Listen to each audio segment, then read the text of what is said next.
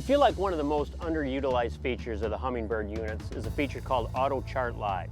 And what it does, it gives you the ability to lay down your own map over the LakeMaster map.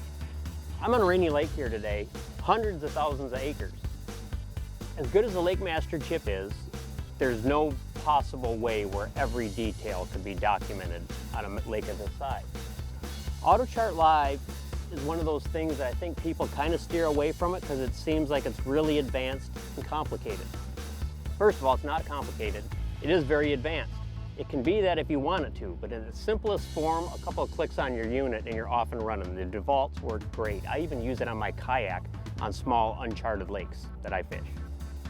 All you have to do to get going, in the simplest form, hit your menu button, hit it twice, go to Humminbird Chart.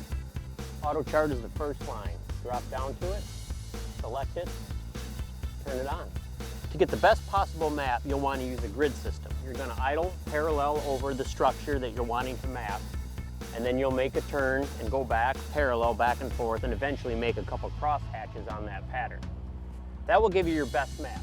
It's very functional to use it in just a single pass. A lot of times if I'm on a new lake, I'll turn it on if I'm fishing a hump or something that I've never been on and let it graph while I'm fishing. It will give you a better picture of what's there.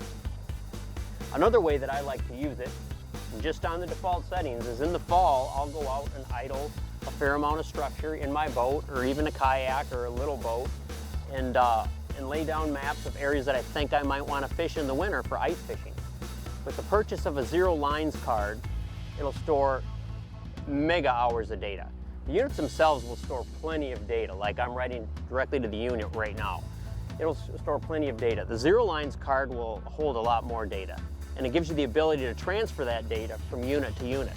So I'll lay down the data in my unit, and then I'll upload that to my ice unit. In my case, is Helix Ice 7. I can take that chip out, transfer it to my ice unit, and rather than go out and drill 100 holes on a walleye reef to get on that transition, I'll go out and drill one. I know exactly where I want to be. I have that data right in front of me on the ice. I'll punch one hole and I'm on the spot, first try every time. I'm Scott Walsh, and that's your Midwest Outdoors product tip. One of the most unavoidable things, especially when fishing rock and woods, is getting snagged. But lures aren't cheap. So here's a couple ways to get your bait unsnagged if you find yourself in this predicament. First one, make sure your line is tight. You want to bow it like a bow and arrow, put a little more tension in it, and snap it. And like that, our bait came out. Now this is for the less faint of heart. What we're gonna do here is we're actually gonna unscrew our reel. You wanna leave a little slack in the line while you're doing this. Make sure it's clicked over, okay? Make sure your line is taut. Now what you're gonna do, you wanna point your rod at where you're hung up. You pull it back and you fire it at it. And right like that, it pops the bait off.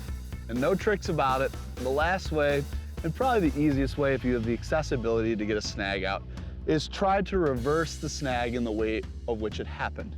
So what I mean by that is when you're reeling, the angle that you came in at is where the pinch point is.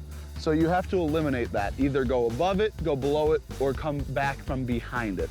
So when I like to do that is I like to get the line as low to the water as possible and give a slight pull. And just like that, that snag came right out. I'm Jim O'Neill, and that's another tip on Midwest Outdoors.